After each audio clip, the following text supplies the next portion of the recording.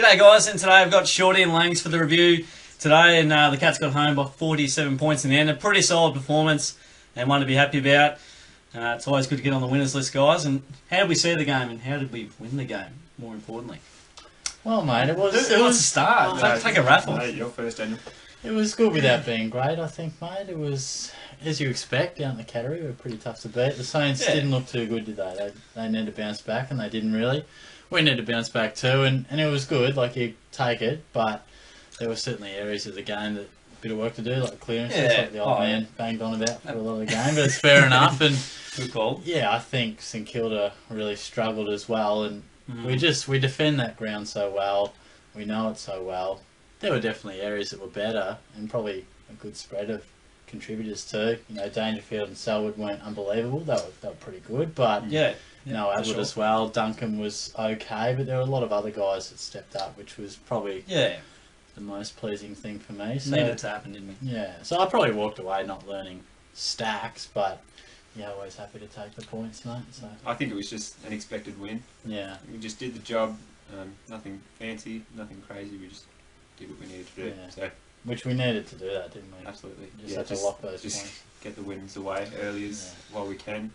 Yeah, because in the current comp, you never know what's going to happen. I mean, it looks like an easy win, and you should always win that game, but sometimes you don't. I mean, sometimes you walk away going.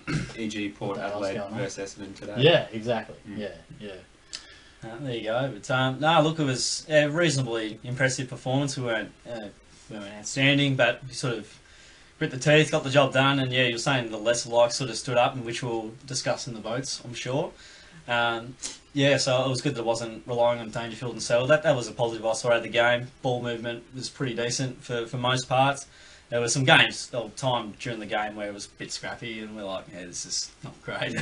Where the ball's just on the ground, or we'll turn the ball over. Or there was a few short kicks that weren't great from us, where they sort of turned it over in the middle and all those sorts of things. But yeah, I'd say we had a fair amount of control for basically the entire game. The Saints didn't really have too much to give, and they're struggling big time at the moment. Their ball movement forward to centre was pretty deplorable, to be honest. It was non-existent. There was Paddy Carton by himself most of the time. He wasn't leading or was in the wrong spot, and Jack Billings only had like 11 effective disposals, and he's their key man from midfield to forward, and he just wasn't there either. Absolutely. A lot of long, high kicks, which we love. Done well to actually take some intercept marks this week without Taylor and Henderson. I feel like we've relied on those a lot, where they helped us a little bit in their, I guess, putrid ball movement forward, and really helped us sort of take a few more intercept marks, and there was a good spread across the back line to really consolidate that. The clearances worried me a bit. We were minus 13. Got in our 50 a fair bit, which was good, 62 inside 50. So look, you're getting 60 or 55 plus, you're doing pretty well.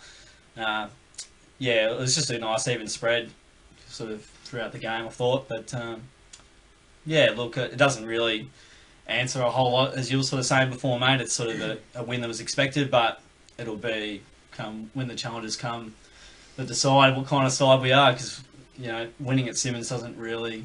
It's sort of like it's like a bit of a band-aid, really, for where we're at.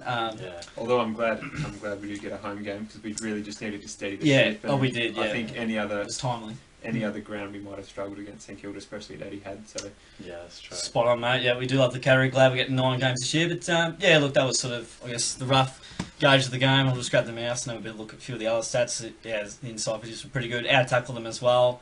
They got more of the footy, but I reckon we used it much better than they did. So yeah, that's sort of a bit of a run at the game. We'll move into the votes. What do we reckon? Take it away, Lang. Go Lang. So we'll get to the stats here, mate, if you can see them from there. But, absolutely. Well, like you said, it was really good to have a lot of the young kids outperforming the likes of Dangerfield and Selwood and Duncan. My boy Jordan Cunico came in and played a really good role. I was really excited for that. Had a couple goals. Tim Kelly was really good again. Brandon Parfitt played his best game for the club. Yeah, great. Good call. Sav was handy as well, took a couple nice marks. He's a clunker. Absolutely. So 3 votes, Brandon Parfitt. Parfitt. He's gone Parfitt. Good call. 2 votes. 2 bolts. 2 votes. I was thinking of you saying bolt. The pole bolt. Daniel Menzel kicked 5 goals, 3, really handy, and just looks really good out there. He's been one of our best all year. 1 vote from Tom Stewart, All-Australian defender this year, I'm calling it. Oh, boom. Bang. He has been very good so far. He's been fantastic. Every week he's just spoiling. he's an absolute gun as well. Like in terms of his running, he just sprints and Yeah. saved one of his a miss kick, which was going to be a deliberate if he didn't get there, and he just absolutely ran along the wing and got to it. And yeah, he's really good. Yeah, yeah. He wills himself. He's a good old fashioned footballer. He's a warrior Tyson. Yeah, absolutely, just like you, mate. Thanks, mate. And you, mate, who caught your eye? Well, I've given the best on to a man that didn't feature in Langer's votes. I think I know who he is. It's a very even game. I thought he had more of the ball. Does he like potatoes? I'm unsure of his dietary habits, but Sam Menegola is the man I gave the 3 to. At the game, I felt like it more of an impact than 22 touches. Yeah, I know. Face on place, you know. I couldn't believe it. He only had 22. Yeah, it felt like maybe it's just those big marks and the goals he kicks, but Yeah. I thought his impact was really good and sort of splitting hairs in terms of the guys I've given the votes to. But I gave him the 3, Parfitt the 2, for all the reasons you said. He was great. And I gave 1 to Dan Menzel. I really wanted to give Tom Stewart. That was the 4 I was talking about pre-show. Like those 4, I was thinking about on the way. You couldn't split it. You could, and not even split them, but even just whether they get 2 or 3. I was like, gee, I don't even know how to order these blokes. But yeah, I mean, Menzel was just so good, particularly early, set up the win when the game was hot. He was the danger man. So Menegola was really just efficient. Like everything he touched was just, almost, it was almost 100% efficiency. Really clean. I think. Yeah, really clean and classy, and looked very different from the first 3 games he played. Yeah. Just a bit all over the place, maybe with Ablett in the team. Yeah, it definitely helps. More chance around the midfield. But yeah, everything he seemed to touch went to something valuable for the team. So for sure, yeah. How did you see it, mate? Yeah, I'm still tossing up, mate. But I have to go with Parfitt for the 3 votes. He's got the 28 touches, 6 marks, 7 tackles, 3 sausage rolls next to his name. Yeah, I thought he was really good from sort of the get-go. Helped setting us up. Just really hard at it. Good tackles. Did you say, mate, it was 4 holding the ball decisions? 4 holding the ball tackles from his 7 Parfitt. tackles. Yeah, it's fantastic. Great efficiency there.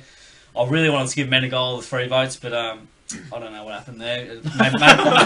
Maybe the 22 touches got me offside, but I felt whenever he had the football, he was just really clean, pristine. Said something different on the walk home, mate, but that's fine. Yeah, I don't know, pal. I don't know what happened. Yeah, just kept changing my mind. He took the 9 marks. It felt like he took 20. It was that good. 6 tackles and 2 goals next to his name. Did really well, I thought. Whenever he gets a footy, you know he's going to use it well. He's a bit of a Mitchy Duncan type guy.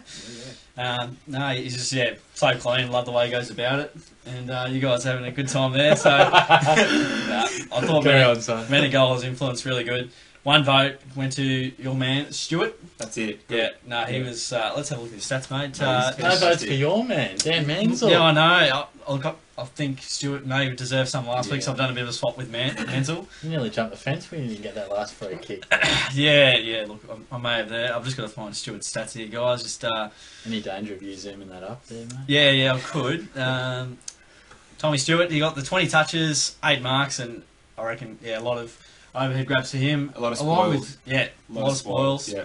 Along with Menegola, he took a lot of big clunks over his head and looked really, really strong and powerful in his position. Look, I think he even got a point next to his name. Yeah, he almost kicked a goal from where I was sitting. It looked like it was going through, and some bloke behind me he jumped the fence thinking it was through. Yeah, I feel like I remember that. Yeah, the crowd went up and it just drifted. They just wanted him to kick a goal, and he deserved one because he played such a good game. So, my boy Menzel. Shout out. Sorry, mate, but you were fantastic. Shout out. Sorry. Keep going the way you're going about it. You've given him the coach's award. Most improved. Hey, Tyson. Yeah. What's going on? Who comes out of the team and who comes in? Well, I reckon I might leave that to you guys. I've got one definitely that needs to come in. Yeah, look, I mean, there'll be a couple of players I think that will obviously go out due to injury. Gregson, 2 touches, yikes. He did miss the second half. Bit of an ankle injury there. Look, we're always talking about Zach Guthrie guys, not Menegola, Thurlow with a bit of a swap over there. Henry was okay, he wasn't great, but if you guys have any thoughts on that, I might leave that for the ins and outs. If you have guys any I think one of Zach Guthrie and Henry needs to come out for Thurlow. I watched Thurlow in the VFL curtain raiser before, and he just looked classy and like an experienced player, which he is now. He's played 50 odd games, so I think probably Henry comes out first, just because Guthrie's had that extra year of senior games, and he is a good third tall defender, not a first tall defender. Yeah. He doesn't need to be on Jared Rufford. He needs to be on Jack Sinclair on the forward line, which is what he did well. So Thurlow in and probably Henry out. Yeah, no, I reckon that's and Gregson obviously. I'm not sure how bad that injury is, but maybe someone like Constable or Constable's Kieran Myers, you're the boy. So there are a couple of guys that could think about. And Fogarty is also another one that got touched on. Got a bit of the ball, but didn't do a lot with it. Yeah, I mean, I wouldn't mind if he went back to the twos. I mean, it's not like you scream out for him to drop, but potentially. Every game he does a couple like really good things. Yeah, like even last week when he missed that goal against West Coast, the fact he got there and went through a couple of players to get there, and he does a couple of good tackles every game. But that's true too. If you've got people like Constable getting 30 touches in the VFL, I think it might be worth a changeover. So give it a go. Yeah, he's maybe he's got fair bit of promise, but he's probably not quite there just yet. But Constable might not be either. But it wouldn't be bad just to see. And I'd probably drop Guthrie ahead of Henry, to be fair. I think either one of them. That's not, to say, if we were going into a final tomorrow, then I'd play Guthrie. But at the moment, I probably wouldn't. I'd be happy to, because I think Henry's shown a fair bit. Zach, they're different players, aren't they? They're probably Henry's a bit taller, but skinnier. Somehow. More of an, if that's possible. But it is a bit of a toss of the coin. But I'd just like to see a little bit more of Henry, because I really like his intercept work. But, and we kind of have to create a key defender on the run at the moment, so we've got to almost persist with, I guess, one of them. Henry sort of putting his hand up there, but look, hopefully they persist with him. Hopefully he shows some good things and shut down a few key forwards and see how we go. I mean, we've got no other choice really, except for keeping Blitz down back as well. There's a bit of support there. Can't just have, for a game of playing on Ben Brown and Josh Kennedy and all these types of guys that can tear a game apart. So in mentioning Blitz, they need to keep Murdoch in the side on the wing, so Blitz is freed up to stay down back. Murdoch actually had a few good marks and runs through the middle. I was saying to you last week, Murdoch just needs to grab the ball and run it like Sam Murray does for the Magpies, who's played 3 games now, 4 games. Take a leaf. Take a leaf out of the book. Is Tim House in the back line in the twos? I heard he was really good. Built man. Yeah, very good. To come in. About 26 touches, was really good. And someone else I was going to mention played by Cramry as well. Not that you're going to bring him in, but that was positive that he got back out there and played some reasonable footy. The forgotten man. Yeah, I was going to say, you almost forget about him when the forward line's going well. Maybe, Tom Hawkins as well, guys. There's been a lot of controversy on this one. I'm not here to say drop him or anything. He had a very tough day at the office, and a couple of things didn't really go his way. Double team, triple team for most of the day. Bit of a decoy. Good for the structure, but look, some people talking in on the radio about him getting dropped. Chapman defending Tom Hawkins. There's been plenty of talk about him. What do you guys reckon? I'm not chopping him, but well, look at it this way: structure-wise, if Daniel Menzel kicks 5 goals every week because Hawkins has 3 people on him, so be it. Yeah, it's pretty fair. Yeah, I agree. I think if Hawkins, it's all well to beat up on him when he's in the team and maybe not playing his best, and he's probably not going to be a bloke that we go, gee, I hope he kicks some 5 goals today. He's probably not going to do that all too often now because the game's changed a bit. He gets less one-on-ones, and he's not as good as he was. No. But you're right. I think when Hawkins is out of the side, all of a sudden we go, geez, Menzel's getting double teamed. Who the hell else do we have? I think Hawkins is still a reasonable threat when he can get a bit of separation or a one out. And I think when he has confidence, he is a decent kick at goal. He's a bit off at the moment. He's out of form. I think he'd admit that. But I don't think you drop a bloke like him because, as you said, structurally... You still need his presence. It's enormous, And he might come off today and Chris Scott would be like, great job, Tom. You played your structure and you're rolling the team perfectly. Thanks, Dan. 5 goals. That's right, And 1 week early, kicks 3 goals, 3 and gets us right back into the game. So, you can't really off one performance go bang. But, look, there's been obviously better talk about it and probably plenty of people have that question on their lips. But and it's not a day that Tom Hawkins wakes up and goes, oh, this is a beautiful day for key forwards, is it? It wasn't the best conditions for him. Absolutely. And Dan did very nicely in those conditions with a bit of decoy work from Tom Hawkins. All the attention went on to him and Dan just said thank you very much. So... any other thoughts there, guys, with any other players that could come in, or we're pretty well sort of set? No, I think we're just waiting for the cavalry to come a little bit with the other defenders coming back. But Scotty was saying in the press, Adelaide isn't too far away. Obviously not next week. No. As you'd expect from like a hamstring. Probably want him back for one of the Sydney games. Yeah, look, it will be, I think you said if he was ready, they'd give him another week with the hamstring, so you'd say anywhere between 2 to 4 weeks. So going to be cautious with him. Yeah, I think you would definitely take that. Having him at the right end of the year, but sort of that's it, guys. The Cats home by 47 points. A good win against the Saints. Take a bit of a bird's eye view to next week, guys, and have a bit of a look. Do you want me to stand up? Just have a bit of a look. So we've got Port Adelaide at Adelaide Oval, and they went down to the Bombers in their first loss of the year, and no team is, not undefeated, if that makes sense. So, everyone's been beaten, and we'll have their work out here for sure. Been all right lately over at Adelaide Oval. One game that does come to mind is the 2014 one, where we sort of started off well, and Port Adelaide got home by 40 points when they're in a similar vein of form that I reckon they're in now, and we're sort of similar to that 2014 team where you're not 100% sure what you're going to get, but look, if I'm going to be honest here, I'd say Port Adelaide anywhere between 3 to 4 goals.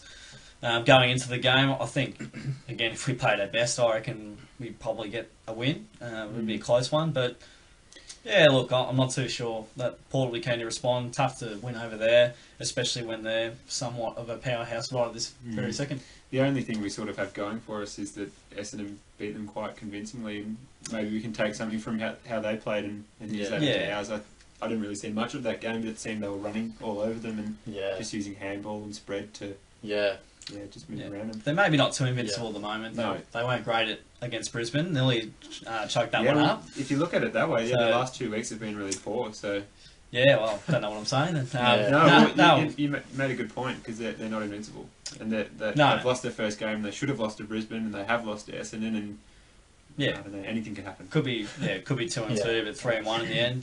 But what do you reckon, mate? How you feeling going over? Yeah, well, that's the thing, isn't it, mate? Sometimes you go, Port are going to respond next week, but sometimes they're just out of form. You know, there's a team. Eventually they'll respond, but they've been poor for 2 weeks. Maybe they'll be poor for 3 weeks. Maybe they'll come out and deliver that response. But it's tough to tell. One thing I do know is that I don't have a stack of confidence in the current Geelong side going absolutely, on the plane and interstate. Even in the car sometimes going up to Melbourne, you're not super confident.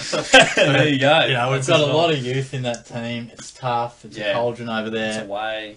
So, as you say, I mean, that's footy these days. If we play well and bring a good style of game and can deliver with some of our stars, then, we're going to test them. But I'll be tipping Port Adelaide if you're after a bit of a tip. But certainly if they perform like they have against Brisbane and Essendon, we're with a bit of a shot, aren't we? Yeah, if we play well and play the way we like to play, then we're a huge chance to get that one over the line and get the season back on track with a nice healthy win. Yeah, and it's important to do so. It's all good to have a win at home. It's the Saints. This one's in your own backyard. It's all it's comfortable and whatnot, but this is where you really get tested. And Lloyd said off the top, Footy Classified, he said he was all over it too. He's like, don't worry about their wins at GMHBA or down at Simmons. Just worry about how they go on the G and away, and that speaks, I think, for any team, but especially for us if we want to be doing any damage later on, if it gets to that. 3 votes, Tyson Anderson. It's been a great performance from you, host. Thanks very much, guys. I've enjoyed having you guys here to the first trio of the year. Yeah, and hopefully not the last, because it's always good fun. A few laughs here and there, so that's lock it in, Eddie. Bit of a precursor to later in the week. Yeah, stay tuned for that, guys. On Shorty Supercoach.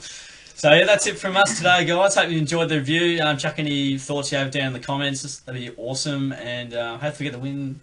Few chocolates over at Port Adelaide. See what happens there. But smash that subscribe button. That'd be amazing. The like button, all the good stuff. All buttons. All the buttons. Every one of them. That's it. Absolutely. Thanks heaps for tuning in, guys. We'll catch you all next time.